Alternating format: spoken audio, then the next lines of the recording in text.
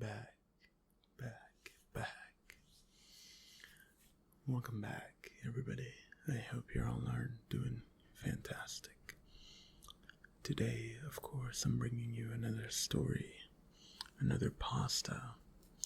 Today we will be, or at least I will be reading Bring Us More.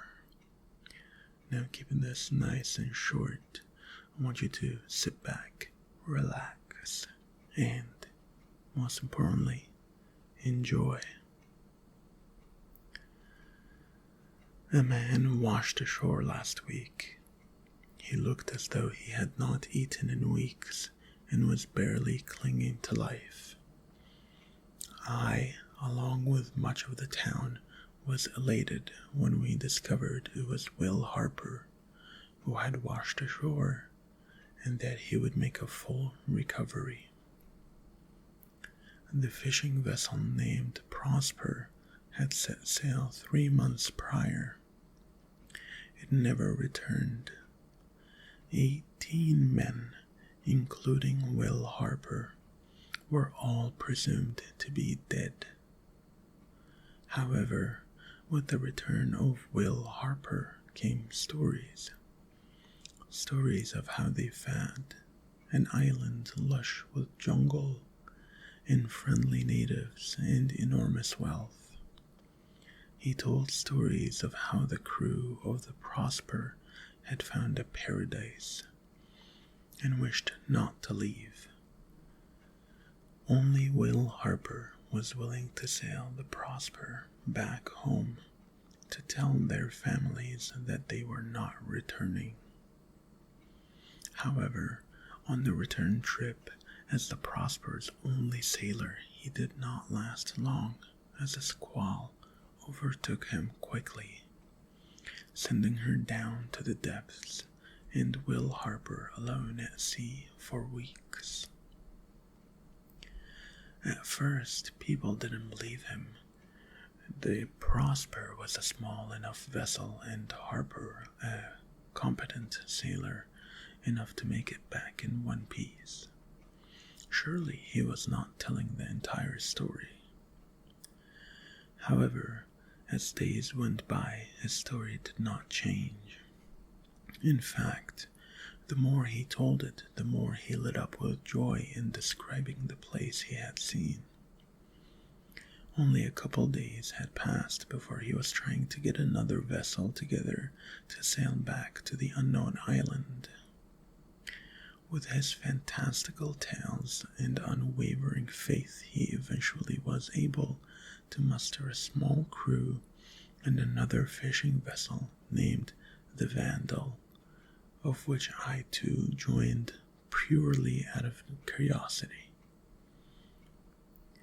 4 days ago, we set sail with Will Harper leading the way, the captain, Frederick Gold, in command, and 13 others who wanted to see what this unknown island paradise had to offer. The Vandal had made quick work getting out to sea, but struggled to maintain heading with this inexperienced crew of adventurers and thrill-seekers. Captain Gold was perturbed by their lack of experience after quickly becoming seasick, but Will Harper kept his eyes facing east, continually looking over the horizon through a spyglass. Yesterday, Will Harper exclaimed loudly to the entire crew that he could see it just over the horizon, and they had but barely a couple hours to go. After 3 days at sea, the crew began to do what they could to steer and speed the vessel towards where Will Harper had said it was. After an hour, we began to see something breaking through the horizon. We all smiled at one another as we continued to sail. As we got closer, the shape on the horizon got bigger. As the shape on the horizon got bigger, our excitement grew bolder. As our excitement grew bolder, we looked at the shape harder. When we looked at the shape harder, we saw the lie.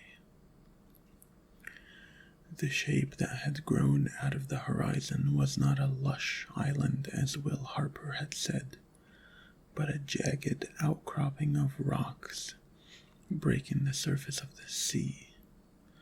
Before we had time to correct our course, the wind began to pick up, filling the sail and pushing us towards the outcropping. That's when I heard it.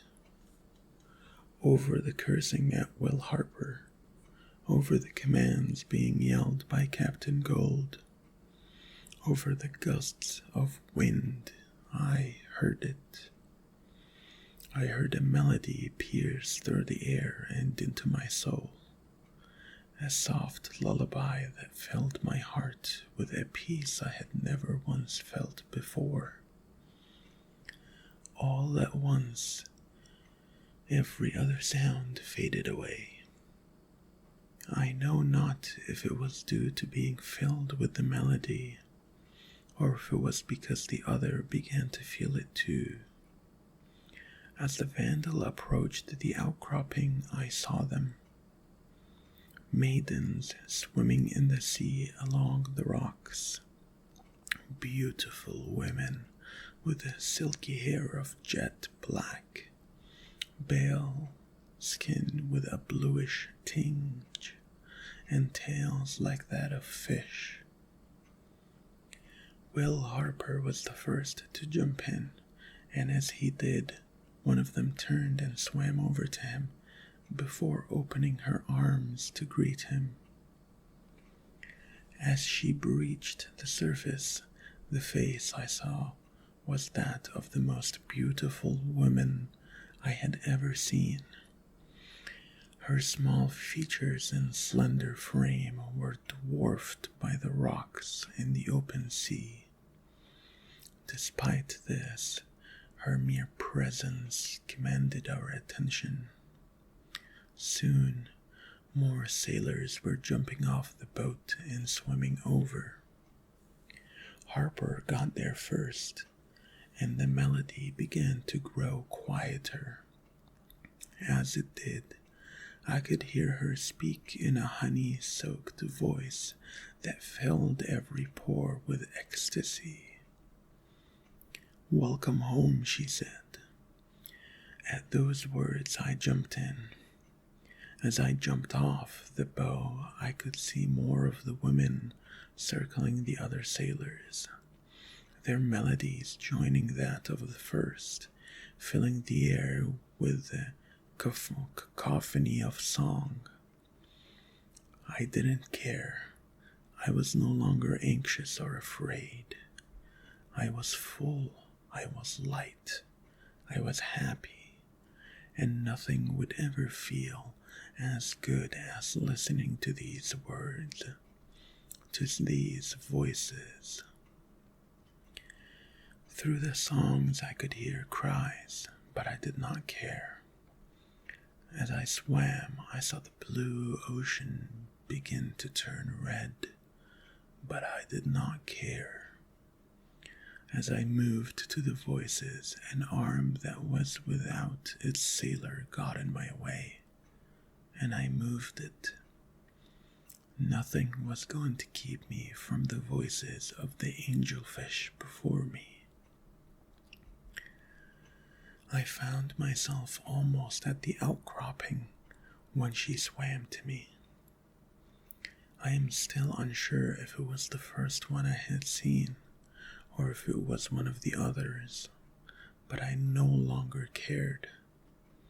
Her hands grabbed my arms and pinned them to my sides, and for the first time I looked into their eyes. Their eyes were completely black, empty and soulless. The melody intensified as her mouth smiled, her pale blue lips pulling back, revealing numerous rows of sharp, bloodied teeth. She pulled me in and I closed my eyes. Tears of joy as her cold skin touched mine. Over the melody that filled me, she whispered a single request in my ear. Bring us more. Today I woke up on the shore. The one who found me says I have been gone for 3 weeks, but it only feels as though it has been a day. I can still hear the melody faint in the back of my head, but it is fleeting and quickly fading. I need to go back, and I need to bring more. Well, thank you guys very much for, of course, joining again. I hope you enjoyed, and I wish you a great night. Sleep tight. I'll catch you next time.